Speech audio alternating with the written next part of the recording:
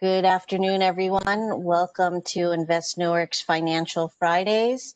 I am Vanessa Quijano, Senior Vice President of Business Development here at Invest Newark. We have the pleasure of having Director Jerome Wakefield of the City of Newark Purchasing Department.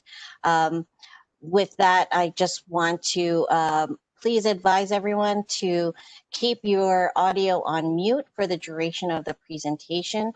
We will have a question and answer period where you will be able to address your questions audibly, or you can add your questions in the chat room where we'll address them.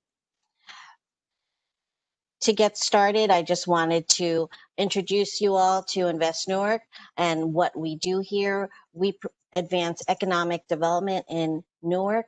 We provide access to knowledge like these webinars on Financial Fridays. We've done Marketing Mondays.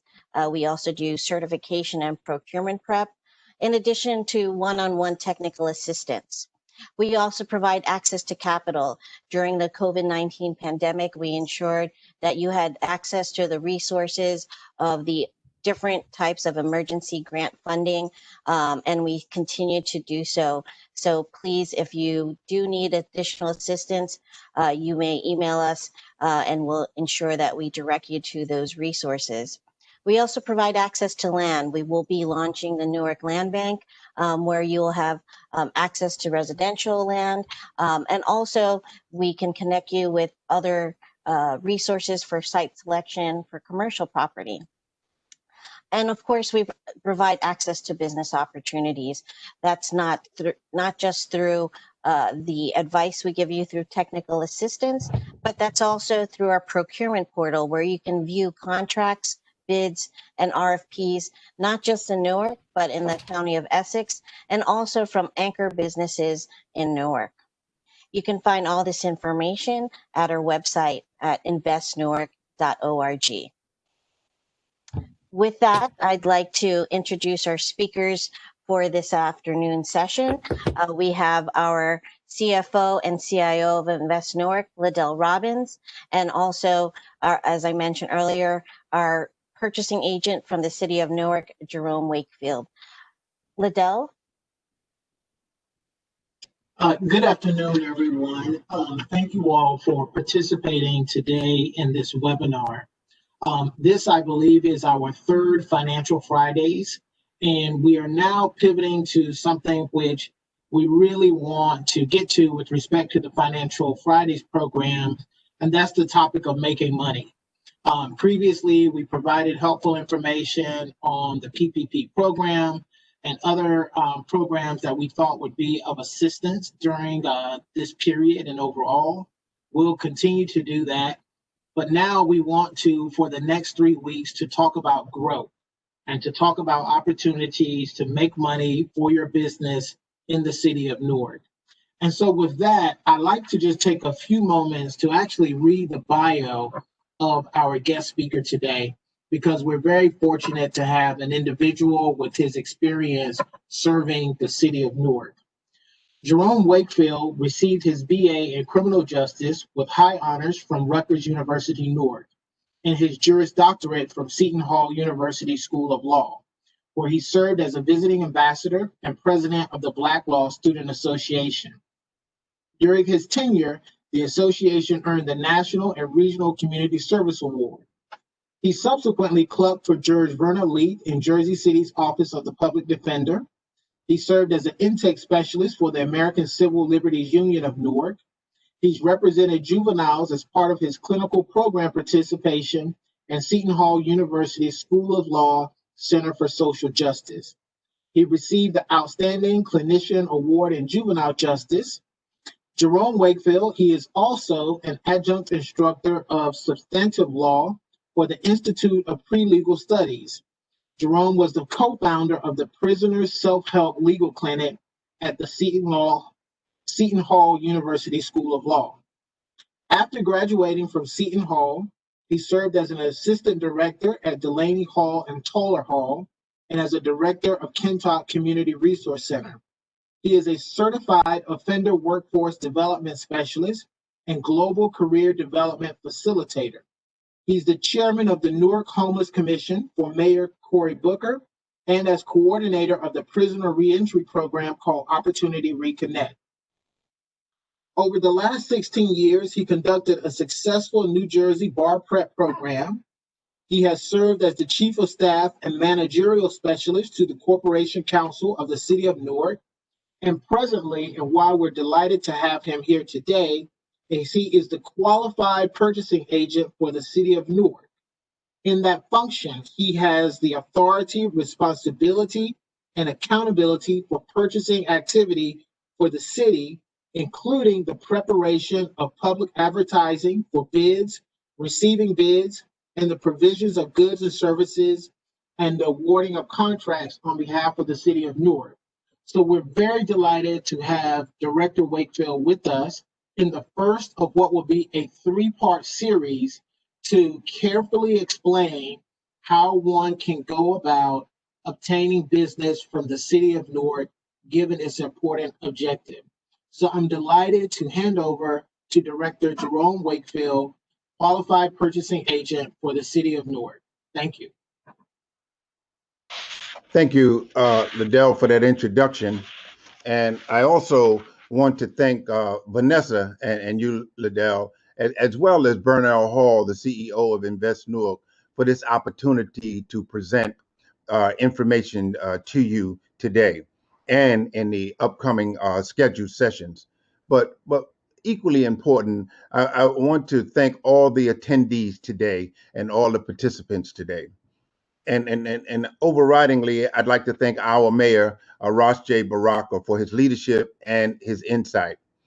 And as the purchasing agent, he has tasked me and other City of Newark employees and directors with creating, offering, and expanding our procurement opportunities for small, local, minority, women, and Newark businesses to ensure contracts for providing goods and services to the City of Newark are available. And consistent with the mayor's objective, right, to empower you, we conduct meetings like the monthly men's meeting and women's meeting. We provide information and we ensure access to individuals within the city, okay, that can provide you with information, who will educate you, direct you, and expose you to opportunities for contracts. So in essence, it's to enable you to compete for contracts, to equip you with the tools to compete. And that's the key here, to compete for public procurement opportunities, right? So this virtual presentation today is part of that initiative to make you competitive ready amid the challenges that's associated with competing against seasoned, experienced, financially stable organizations and businesses that already exist in this business, right? But for small, local Newark businesses, community to access and secure public procurement and bidding opportunities for certain things must happen. And so that's what we're going to talk about today. So I'm pleased with this opportunity to share with the public and the attendees this session, right? So the first thing is you have to come to the table with something, right? So we in the city give hand ups, not handouts.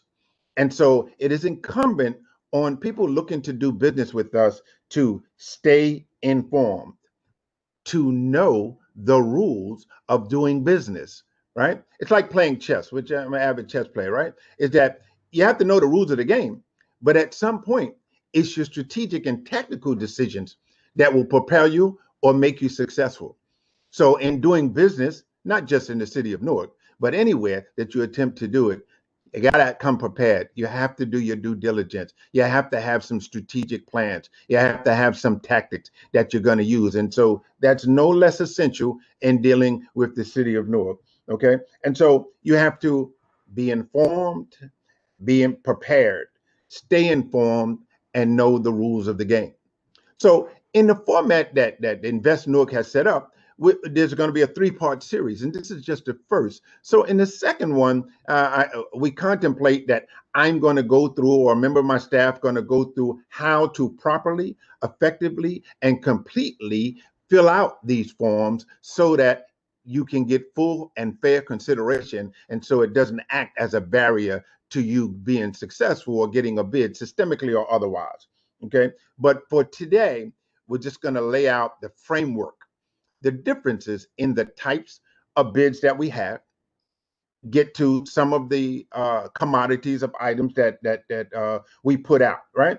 And so we start out with, in order to do business with the city, and it's statutorily required, the individual or the corporation, whether it be profit or nonprofit, whether it be partnership, whether it be sole, has to have a business registration certificate. And that's a requirement by the state, right? And somewhere down the line in this presentation, we're going to see a slide that's going to show you what that business registration certificate entails or look like, right? And give you the website that you can go to. And also, you have to have an affirmative action, what we call 302 application. You put that in. Now, the BRC is free, but the affirmative action is $150, not to the city, not to me, but to the state that has to accompany your application. And that is eventually the application would result in a certificate of employee information report that also comes from the state. All right. Now, even though I have the authority to award contracts, those contracts cannot be paid to the vendor if they don't have those two documents, right? So it's incumbent to have those documents, right? So come to the table ready if you have a business, right? Now, the law has changed recently this year, because previously it used to be that you had to have your business registration certificate with your bid, but now it only has to be available upon award. All right. So if you awarded the contract, then they're concerned about your BRC. But prudently, most people who bid attach the BRC at the early stage, and then you don't have to waste time looking for it, running for it, go to get it, or to apply for it. Okay. So have those documents are there. All right. And then generally you would need your W-9 from your business. Your W-9, the name on it should be the same that's on your BRC and the same that's on your vendor registration, right? So those are how you get started before you can do public bidding, right? Now, public bidding is different from private bidding, right? Because the underlying goal is what? Competition, transparency, accountability, right? So you have to ensure that we comply with those statutory and regulatory requirements, whether they're state, federal, or otherwise, right? And so when you come to the table, it is prudent and advisable and imperative that you have these documents and you do certain things so that you can enjoy full consideration of your submission to the city, right?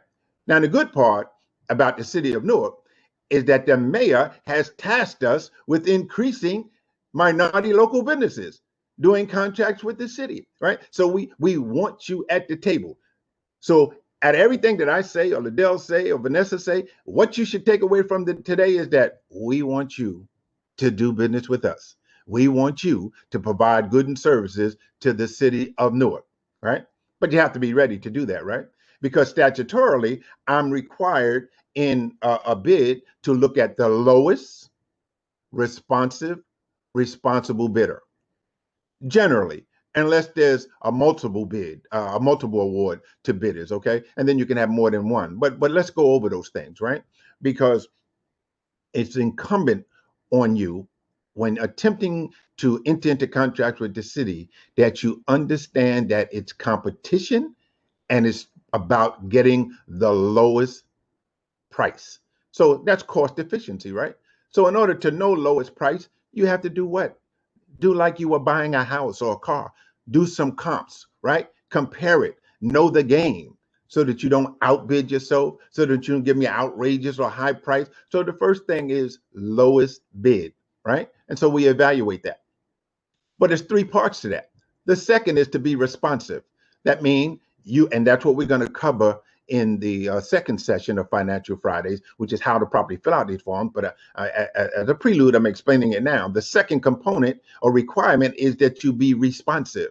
That means everything that we set forth in the bid package, whether it's statutory, whether it's regulatory, or whether it's internally required from the purchasing department, you must respond to. So if the government or the state, federal government says you have to have a certain document, like an ownership stockholder certificate, and you fail to do it, you're automatically excluded. You can have the best package you want, but you're out, right? If the state, which it does, say that you have to acknowledge if we send you an addenda, that means a change in the bid package or something like that, you have to do that. If you don't, you're automatically excluded. That's called fatal, fatally defective, non-responsive. And therefore, you might have the best package, the lowest price, but you're out. So part of it is understanding the rules of the game to prevent yourself from being disqualified, even though you might have the best package, but it's a defective package, right? If you don't follow all the rules, right? So, and then the final and important, it's not least important because it's last, but the other component is that you have to be responsible. And responsible means no matter what the bid is that's put out on behalf of the city, you have to have the equipment, the staff, okay, the money, the financial stability. You have to have the inventory. You have to have insurance if required. You have to have the ability to be bonded if required, right? And sometimes I can waive bonding, bid bonding, if we reach the conclusion that the presence of the bond would inhibit or diminish a vendor's ability or opportunity to bid on something because the money poses a barrier, right? So in those instances, you can waive it, and it's on a case by case, bid by bid situation, right? Because we have to evaluate in waiving bonds whether the risk to the city is high, okay, and accomplish what we want. So generally, when a bid comes up, I'm looking for those three things, right? Lowest bidder, responsive bidder. You responded to everything that we asked you for, right? And responsible, that you have the ability to deliver what you said, whether it's a good or a service. And when we look at that, so the first review on bid opening day is document compliance, right? So we deal with the responsive aspect of it first, right?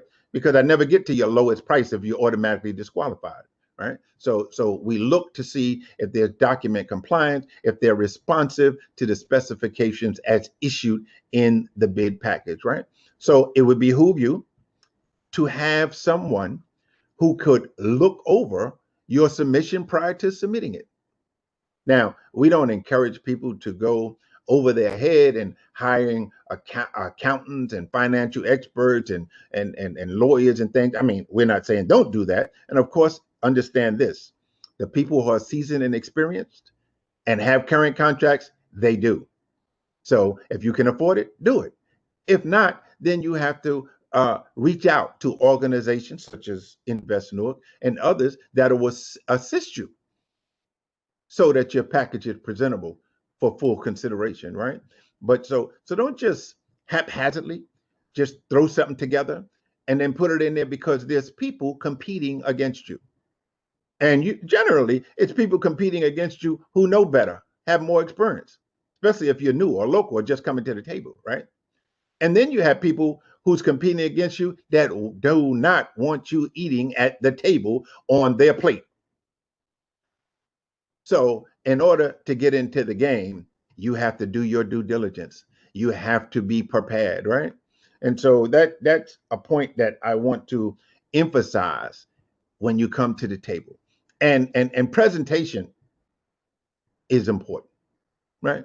So I'll give you a little short story. I had a local vendor, a small vendor, minority vendor, who wanted to participate in one of our contracts for cleaning, and delivered the package wet with green and orange stains on the envelope. I was very reluctant and apprehensive to even touch the envelope. And of course, I gave it back to him to take it. So presentation is key. So if you come and you say that you have the skills and ability to do a job, how you present your package is important too, right? Now, there's some things that may affect bidding right now. For example, we're in a pandemic, and so we're doing our bids through technology and electronically and through Zoom, right? Statutorily and through local finance notices from the Division of Local Government Services, we are required to give bidders notice that that's how we're going to do it, that we're not doing in person until it's safe to do so. Safe for the public and safe for my staff and safe for me, right? But we still engaged in public bidding, right? So it has to be public, right? It has to be recorded, right? Somewhere. And the individuals still get the opportunity when we open bids to see us opening the bids, right? And reading the bids, right? And seeing document compliance, right? So they have their regulations and their procedures to which we adhere to. So if you submit a bid, you will also have an opportunity to see us open the bids through Zoom. Now in the city of Newark, we've designated Thursday mornings at 10:15 for the submission of bids, but each bid has to be legally advertised in a local newspaper. And we will tell you in that advertisement the time frame anyway, should it change. Now, sometimes it does change because if it's an exception, we might do it on a Friday or something, but the normal is 10:15. That means don't have the bid in at 10:16. Don't have it in at 10:20, right? And there's sometimes understandable but unacceptable explanations for a late bid, but they still will result in rejection. And after you put all that time, energy, and money in it, you certainly don't want it to get rejected out of hand, right? So I had an individual, the time frame was 10:15, and at 10:12, they were in front of the building with a crying child and couldn't get the child under control, and didn't get the child under control until about 10:28. And when they came up and got the elevator and they came back and all the other competitors are sitting there, they said, oh, I had a problem. It was my kid. It was unanticipated. It was unforeseeable that he was going to act out at this moment. And all the other competitors said, so sad, too bad. If you accept his bid, there's a problem, which was true, right? And so he didn't get an opportunity to do that. So what must you do? Prepare and give yourself enough time to deliver, to travel, and to get a child in under control if necessary, right?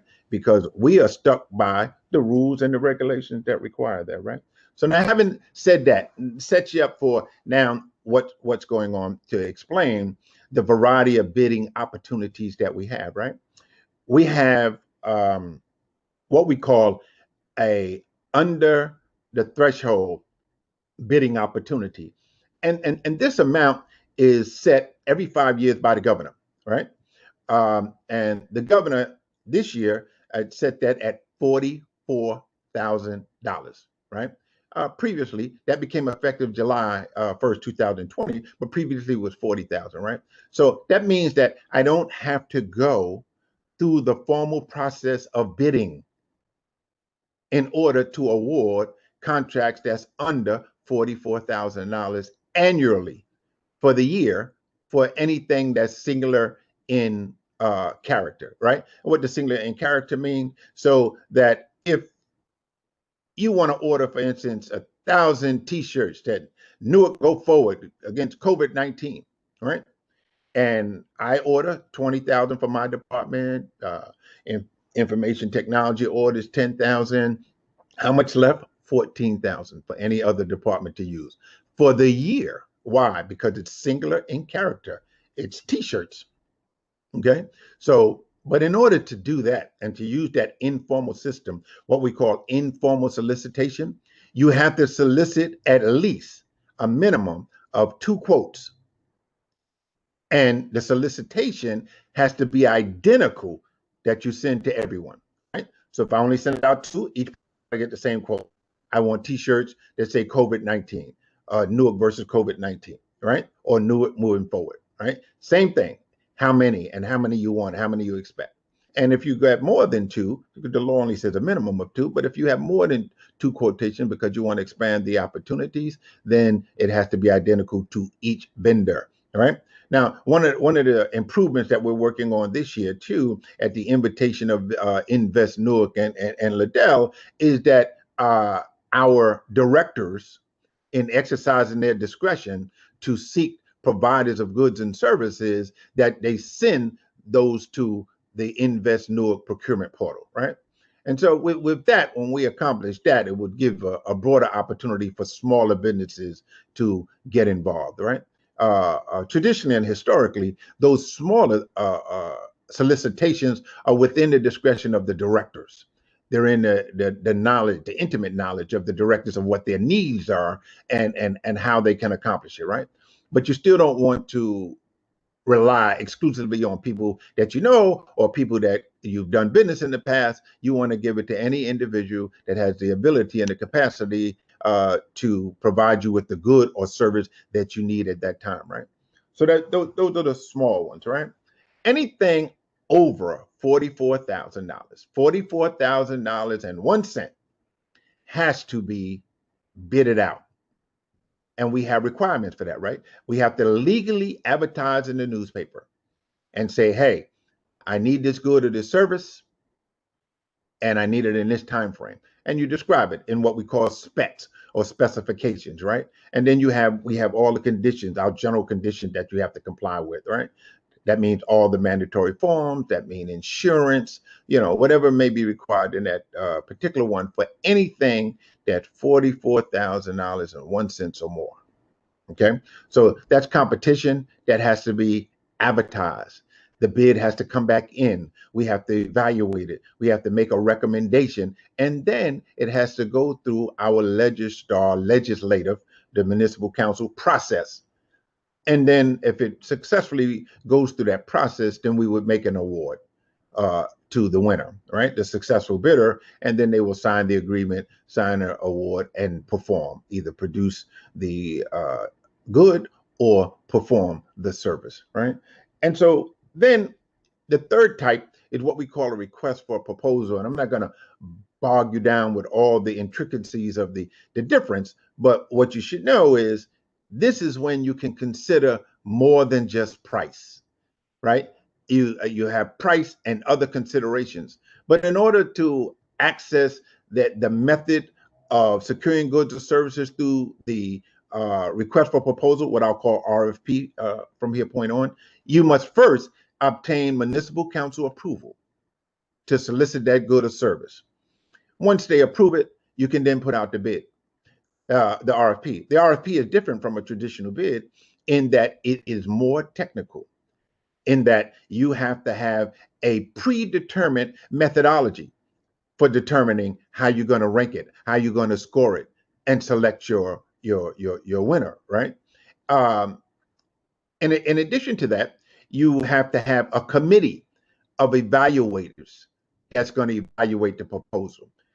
Traditionally and historically, and prudently, you want to have someone on that committee that has some knowledge and experience with the particular item or good that you're seeking, all right?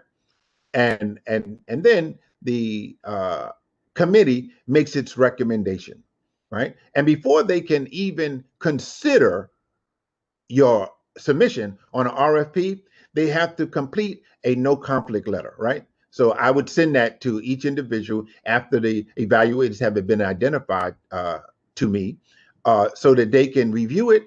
The name of the potential, not even potential, the bidders that have submitted RFPs, right? And they have to determine and certify that they have no conflict, right? That person's not related to them. They didn't used to work for that person. They're not currently working for that person. Some conflict that would impede their ability to be impartial and fair in their consideration. And once I've secured those certifications and no conflict letters, then they may review the submissions according to the criteria predetermined in the RFP submission, right? And so, and then I ultimately, once they make their recommendation, have to review it and either agree or not agree, and then I must issue a formal written public report, right? So that is a longer process.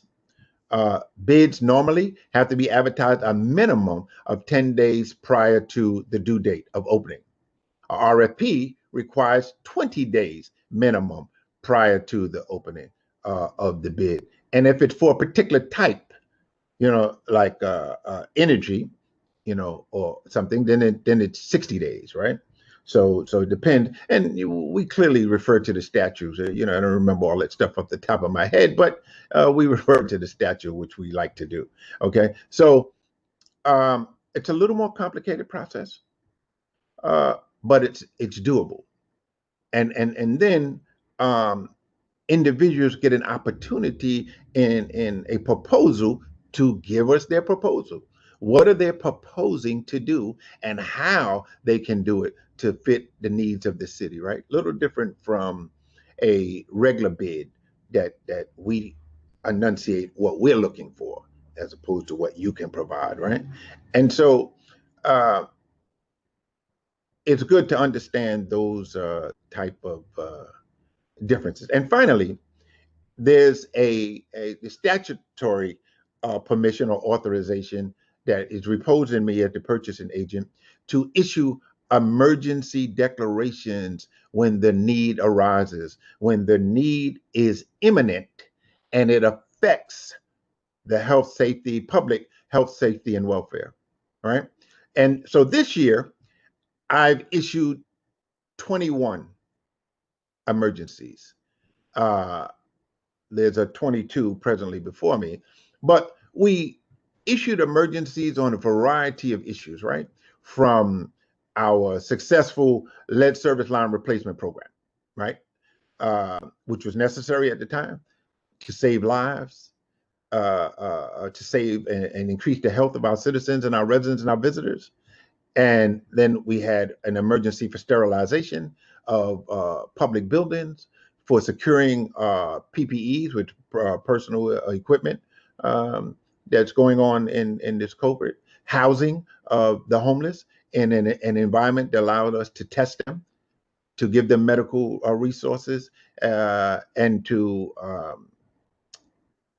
contract trace them and to try to contain this. And so I'm not going to go through the whole 22, but I want to give you an idea of the nature of the emergencies. An emergency has to be something that's not foreseeable.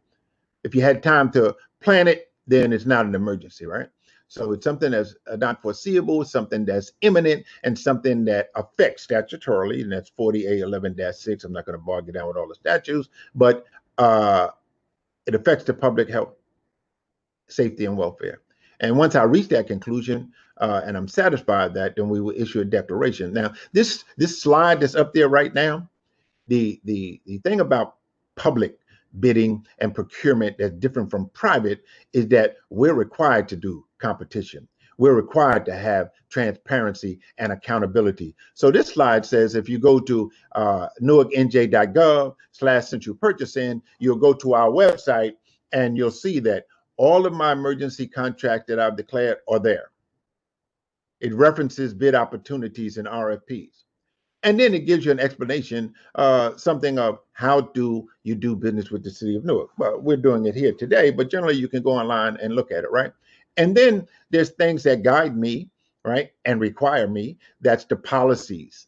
And as an aid to vendors and the public, I distribute a yearly purchasing guide, right, to guide you so that you're not misinformed, or so that you know the rules of the game. So you can look at this purchasing guide, and that's what it is, a guide, right? Things are fluid, things change, right? As the law changed, then we have to update it, right? And then we have the policy. Then the policies govern just not me and my decisions, but the entire city, and the other directors, right? So you can see all of that. Now, can you, Vanessa, can you slide that slide up a little bit or down so I can see the top of it? Actually, this is not on the website. It's a screenshot. So okay. How about the other one we saw earlier, the sure. screenshot earlier, that part. This one.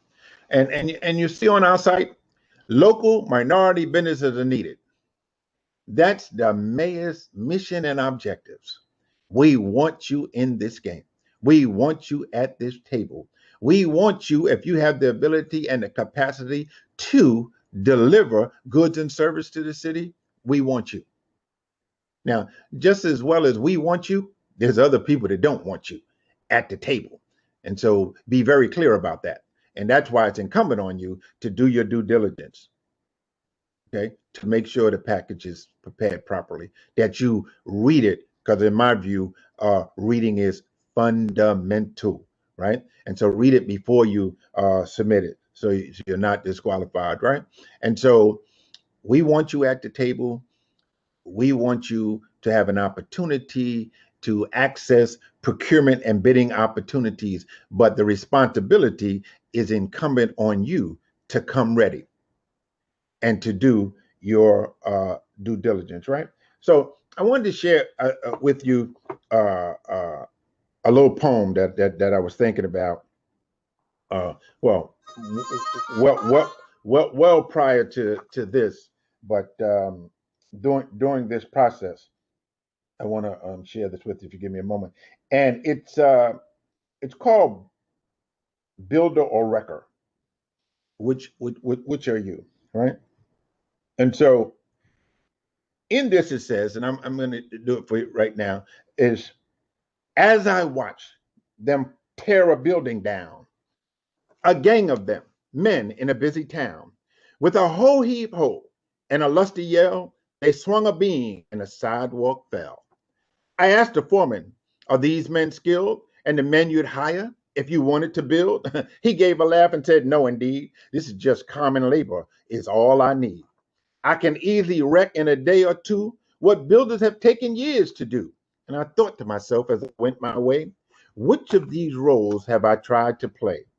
Am I a builder who works with care, measuring life by rule or square? Am I shaping my work to a well-made plan, patiently doing the best I can?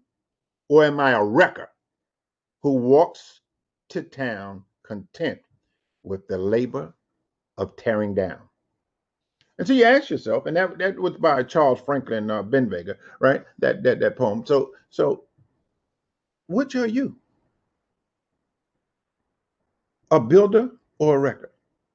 And so we would like you to assist us in building Newark, in building opportunity, in generating resources for yourself, for your business, for your family, and for the city of Newark that will stay and reside here, and we can continue with this renaissance and this development, right? And so this, what we're doing today in talking about the procurement opportunities for local businesses, there's three things I want to leave you with, right? In my view, there are three type of individuals. Those who talk about things happening, those who hear about things happening, and those who make things happen. And so we would like you to be in a category of those who make things happen. And to facilitate that, we want to make opportunities available to those who want to make things happen. Hopefully, it's those individuals, men or women, minorities or otherwise, to access these opportunities. Now, part of my chagrin in doing the men's meetings is that it's euphoric, it's informational, it's educational, and the mayor knows how to talk and get you excited about the opportunities and the laws and the things that he created. But when they walk out the door, there's no follow-up by the listeners. I don't know if it's history of barriers, history of naysaying, history of people blocking them, and they feel that this is just another session of talking, but it's not. So you have to follow through. You have to do your part so you can join that cadre of individuals and businesses that make things happen in the city of Newark. So thank you for the privilege and opportunity to present to you this information. And hopefully it was educational to some, reinforcement for others, and then we're going to enhance it on the next session, a second session that Invest Newark is going to conduct, and hopefully affords a Newark Central Purchasing Division to participate in, with how to properly, correctly, and fully put out these packages. Right now, some of the things, and I forgot, so I want to jump back a minute with the items. Right, T-shirts, toilet tissue, personal equipment, cleansers, right? Especially paper, office supplies, printers, copiers, all right? Pencils, video, like, like right now, we have our municipal council here, and somebody has to video that, right? We have and safe and sanitary, cleaned it up. When you go in to the bathroom and you find toilet tissue and soap, somebody put it there. All right. So on a larger scale, there's things like telephones, right? Electronic equipment. All right. So you find your needs, and sometimes smaller, right? Food, right? When we hold events, food is provided, right? So if you have a restaurant, you can provide the food, right? Tents. When you have outside events, somebody has to provide those tents, those tables, those chairs, right? When we're like old school like me, and we use letters, somebody have to write on a pen or a pencil. You might be the one to provide the pen or the pencils, right? That is something that we don't do, right? People continue to come at me with hair salon, fingernail doing. Now, although I like to comb my hair and to get a manicure, pedicure now, that's not what we do solicit for the city, right? So you have to think about what are the things that the city needs. And so I'm just trying to give you some ballpark figure, right? I did have an actual list, and we're going to put that list on the website so that you can access it too. On the men's meeting, I usually distribute it, the thing that we can do, right? Say, for example, instructional material, right? We have smaller contracts from everything from basketball instruction, chess instruction, yoga, dancing, whatever it is that you can do, mental enhancement, meditation. These things are normally, they go through our recreation department, but they can be lucrative in the aggregate, right? So now, and just let me stress that before I say good afternoon to you, right? That when I say come prepared, you don't have to have everything and know everything, right? Because these give you, and particularly with individuals or organizations like Invest Newark, they help you build capacity. So that if you can't get the whole big contract, but you can partner with someone so that you can build your capacity to get a bigger contract, right? You can do what you can do now until you can grow bigger, right? Or till you can get the financial stability, right? Because being able to finance the salaries of your employees is an issue when you publicly bidding, right? Because public bidding takes time, right? We have to open it, we have to advertise it, we have to review it, we have to make a recommendation, we have to send it through municipal council, they then have to sign it, and then we have to issue payments, what we call purchase orders, right? So there's a number of things that could slow the process down, and you have to have the ability to be able to float your company and not have all your eggs in one basket, right? And because it kind of leads to failure, right? And I don't want to end on a bad note, but you do have to consider that, right? So once again, thank you for the opportunity for me to present. Public is public, which means generally you have access to central purchasing, but in light of COVID, we're only doing things by appointment or through Zoom, including our bid openings, right? Now, some of these smaller contracts that I discussed earlier are on hold right now because the city has a spending freeze, right? And that spending freeze is, required in light of all the ramifications and impact of COVID, financially, economically, and otherwise, right? And in an effort not to lay off or furlough employees, you have to contain that money and the expenditures, right? But for things that are essential, we're still seeking contracts. For things that are part of an existing contract, we still pay, all right? And we still receive those services, right? But new purchases for now are on hold unless they are essential, right? Like personal protection equipment, right? Tissue, paper, those kind of things on an emergency basis, okay? So thanks again. Have a good day, everyone.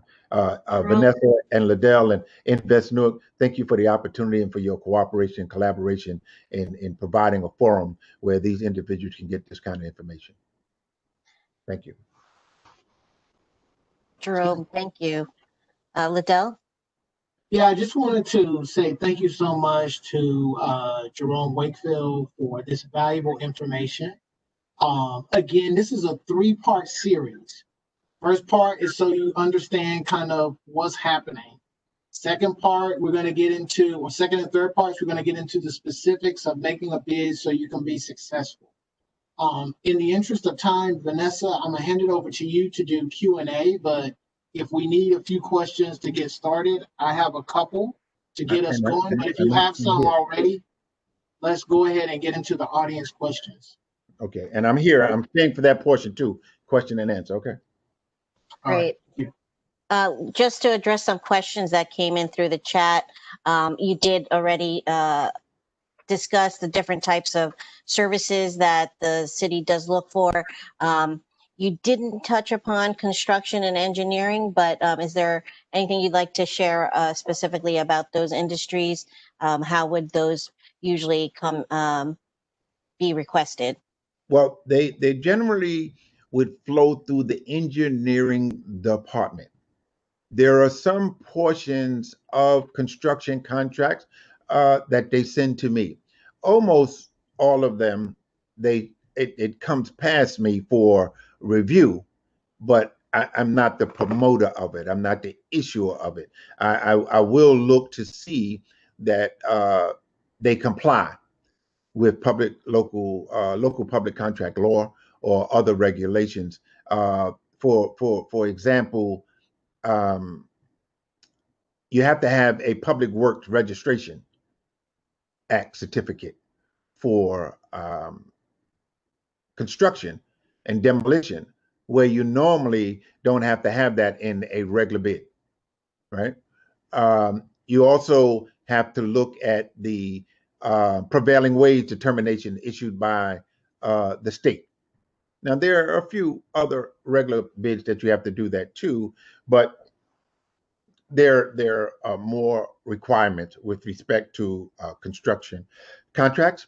Also, the time frame for advertising is longer for construction contracts. They have particular rules and regulations of when and how much or what percentage change orders can be made in construction projects, either for change conditions or change circumstances or something, right?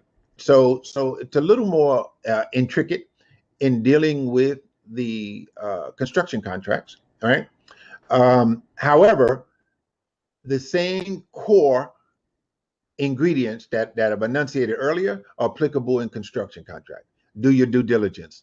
Make sure your paperwork is correct.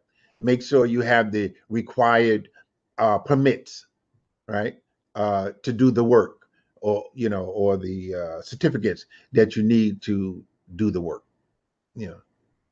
And that's just it in a nutshell right now, the distinction. Okay. Two more questions that were in the chat. First one is, you mentioned that the city government is required to look at the lowest bidders. How many is that? Is that, for example, is it the 3 lowest bidders, or does the city only look for the one lowest bidder? Generally, you're looking for the lowest bidder of all the submissions.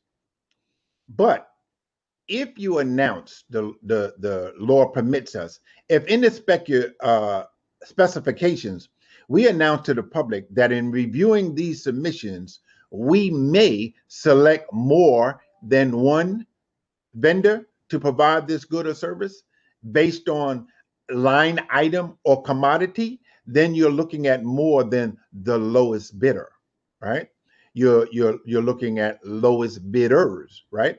Because you can make different kinds of awards, right?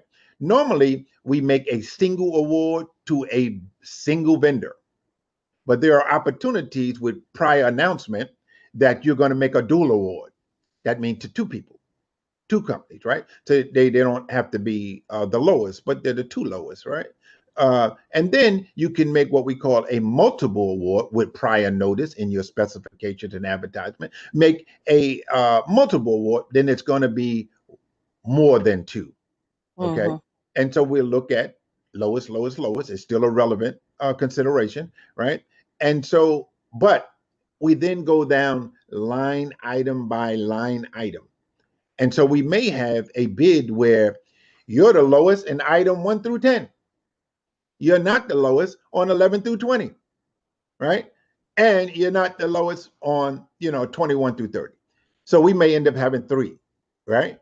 But prior to us having that's in a multiple award situation, we would have had to say to the public, we are not only soliciting delivery of goods or services, but in deciding that, we may award it to one or more persons. You see that? So you're still working in the same time frame, right? The one of the other impacts of lowest bidder is if we have a bond, a bond, which is $10,000. I mean, 10% of a bid or no more than $20,000 to bid. That's a bid bond. Then if we decide, then we have to return the bonds of the higher bidders. We hold the bond of the lowest bidder and the next two, right? And so till the bid is awarded, then we return everybody their bid bond, right? But as I alluded to earlier, bid bond sometimes can be a discouragement to small businesses, local businesses. So we make the determination whether or not to waive that requirement, right? And in several circumstances, I do waive it because we want to encourage competition rather than discourage the competition, right? Mm-hmm, mm-hmm. Well, thank you. Just one last question. You mentioned, some professional services. How about people that have bookkeeping or management consulting services? Well, generally, professional services is something that you have to have a higher degree of education and regulation by somebody or law, professional regulation into it, like lawyers or accountants, architects, engineers, something that and the key word is professional. Okay, on services. Now, professional services is a particular type of contract, and the statute limits professional contracts to 1 year, 12 months, right? Most contracts are for a period of 2 years, or they're really not 2 years, they say 24 consecutive months, right? Professional services are not. They, by statute, are restricted to a year only. But you have to determine whether it's professional based on experience, education, and regulation, right? To see that it's professional. Okay. And then the only other exception, this is aside from your Kent, but I hope that answered your question, is that in emergency contracts, they're only valid until the emergency is eliminated or abated. And generally that's 90 days, right? So you got a 90-day there, you got 12 months for professional service contracts, and you have 24 consecutive months for regular bidding. Okay. Mm-hmm. And unless it falls outside of that, which would be statutorily regulated, like energy or waste management, which could be 5 years. Okay. Mm-hmm. Mm-hmm. Yeah. Before I bring Ladell in, we do have one raised hand from Miguel Rodriguez. I allowed you to unmute. Miguel? Yes, can you guys hear me? Hey, Jerome. So thank you so much for this presentation. I think it was really valuable, and these opportunities are great for local residents. Couple questions, and I'll go through them quick because I know we're at the end here. You mentioned business services and support with like business plans. I'm interested in, kind of finalizing my business plan, but having other eyes kind of review that for me, tell me how well it is after like looking up templates online and trying to get this done. Where can I learn more about those services and services for maybe applying for some type of capital investments, and just learn more about trying to get capital investments if my business plan is good and requires extended capital that I can't bring to the table. Well, you'd So have to look. Okay, I'm go sorry. ahead. Go ahead, Vanessa. I was I just going to say that you can contact us at Invest Newark. That's part of our role here as in advancing economic development in Newark. We assist small businesses with a number of technical assistance and business support. Okay. And then my other question, Jerome, was hold on with that, because I was just going. Well, first I was going to suggest Invest Newark as well, and other organizations, but statutorily, I'm restricted from reviewing plans and assisting in that way, because and the language that they use is I cannot give a competitive advantage over one commercial, competitive commercial advantage to one vendor over another. And if I looked at your plans and I looked at your financing and I tried to assist and guide you, except in the general way that we're doing, then I would be violating that. And so that's why I can't, get in that realm. But go ahead. okay. So then, but I can reach out to Invest Newark and they would help me with that. And then my other question was, I have. Thank you, Jerome. And I have federal experience working with contract bids and, supporting actual contracts. So I'm a certified officer for the VA. I'm just interested in how I can leverage some of my experience and actually help the residents of Newark, right? So on a different note, I'd like to give back to my community. Who can I talk to about getting involved and trying to support small businesses with these bids and with their contract services so that they can have these opportunities? Well, you can talk to Invest Newark and others, but you can also talk to the mayor. And also, when we resume our men's meeting, you can also leverage it that way.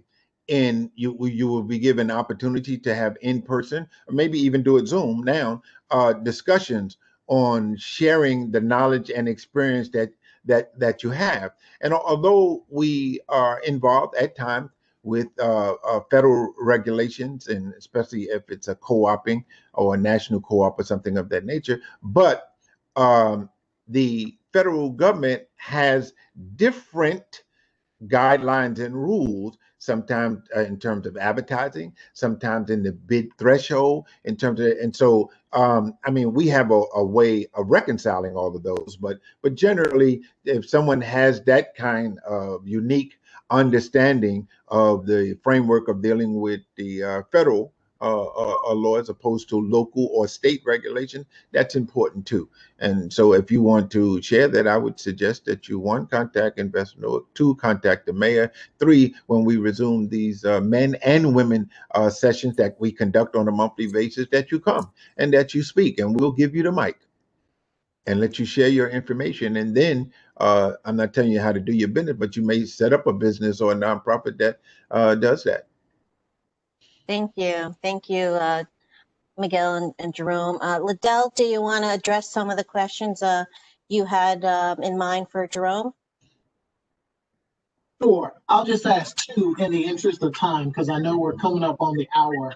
But Jerome, could you just give a sense for how much purchasing kind of comes through your department? Is it in the order of 10 million? Is it closer to 100 million in terms of the size of opportunity that exists for Newark businesses of all sizes, to basically provide goods or services to the city of Newark? Do you have a sense for how much that is? I do. I do. I can tell you that we spend millions, many millions of dollars, and it depends on what the service or is good. For example, This year, starting with the emergency declaration that I declared, and they can look online under emergency and see it, under the lead service line, that was $120 million, of which a portion of it was required to be utilized by minority businesses and prizes, in which they had apprenticeship programs where people were learning for the first time to do this kind of work, and still being hired, right? Yes, the yeoman share of it went to these already established organizations and businesses, but that was $120 million, right? If we look at janitorial of the buildings, right? We have 64 facilities. In the last 10 years, it was $100 million. And that's not counting the litigation costs when people don't want nobody else to come to the table, right? Or they may believe that they have meritorious claims, right? And so that was $1 million, right? $100 million, I mean, over our 10-year period. The homeless, housing them in the hotels, providing them with medical resources and tracing and containment, that was several $1 million, right? What's the most new one? Ryan White, HIV, that current were for sub-recipients, $500,000. So you can go from small to large. There expend the city a tremendous amount, millions. So I don't want to get to, putting and say 100. Somebody say, you said 100, and not really. I just want you to know there's a lot of money going through our hands, right? And there's a lot of opportunities for individuals to provide goods and services for us, okay? But what you should know, and particularly for the local businesses, right? Don't go for the big ball if you're not ready, right? And that's what I meant about building capacity, right? Partner with someone who can handle the big picture, but you're going to get a piece of the pie. You may not get that 10 million this year, but you get 1 million of it, right? Or if it's a $500,000 contract, you might not get it all. You get 100. And but next year, having participated, having learned, have went through apprenticeship, or benefited, next year you can handle 200,000 or 300,000, right? So you build capacity, but the key here is, and this is the point that I was trying to emphasize that I wanted them to take away with, right? Is that public procurement is about competition. So you have to be able to compete, right? And able to compete means coming to the table ready. Prepare your packages right. Have the people review it, and also your expectations have to be realistic, right? Now, I had an individual for that 10 million a year janitorial contract, bid something like 9.8, right? Had no staff, had a toothbrush and a handkerchief. I'm just being facetious, but it's pretty close to that. And so you have to be realistic of your ability to do the job, right? And purchasing is not about, I know you, I heard about you, you were at one of our sessions, and so you think you have an entitlement to a bid, right? At the end of the day, we still need the job done. So we want individuals that have the capacity and ability to get the job done. But our hope is, our expectation is, our encouragement is, and our support is that those individuals are local, are minority, are Newark, are women. But you still have the ability, you have to have the ability to deliver the goods or the services that we need. Great. So you actually ended up covering my second question. So with that, I'm just going to say thank you again, Jerome. We really appreciate this session. No, we'll go ahead and close it out because we like to try and stay close to our hour time frame, and we've taken your time. Plus, we know that we're going to have you back next week for our part 2. Good. And next week, we got to, for all those that's going to come back, we're going to actually go through how to properly, accurately, and completely fill out these packages. so that you'd give yourself a chance to get full consideration of your submission. And once again, thank you for the opportunity today. Jerome, thank you so much for not alone sharing your expertise, but also your oratory skills. So just put up on the slide again, just a reminder, next week we have part 2, again at 1 o'clock. Make sure you register on Eventbrite, and part 3 will also be the following Friday. Last thing I wanted to share is, our here at Invest Newark, as I said, we're here to help small businesses in Newark. We're supporting Our Business Newark, this marketing campaign. Please go to investnewark.org/OBN to participate. This is not only for retail businesses, but it's also for professional services. So we are doing a massive marketing campaign around the region, not just in Newark, for community and residents and employees, staff, neighbors to shop and find out more about our Newark businesses and to sustain our businesses here in Newark. So thank you very much. Thank you again, Jerome and Ladell. Vanessa, if I say in parting to all the participants that we have a rise right now in positivity rate for coronavirus. And in order to do business with the city or any place else, you have to be alive and healthy. And so please, we encourage you to do everything that you can to stay safe. Practice personal health judgments, to wear your mask, to use sanitizers, to keep yourself socially distanced, so that when we get you to the table, you'll be able to effectuate your business, right? And you'll be able to keep you and your family safe, and to diminish or curtail the community spread. And we're into a second wave, and it's going to impact not just personal lives, but business too. Your business and our business.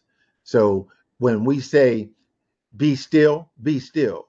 When we say socially distant, exercise social judgment, health judgment, and be socially distant, we really want you to do that. Not just from a business perspective, but from a personal perspective. And we thank you for being servants and participants for the City of Newark, residents or visitors of the City of Newark. So please take that with you. Thank you. Thank you, Jerome. Thank you, everyone, for joining us. Have a great afternoon. Have a great weekend. Please be safe and be well. Bye, everyone. Thank you. Goodbye, Thank everyone. you. Thank you so much.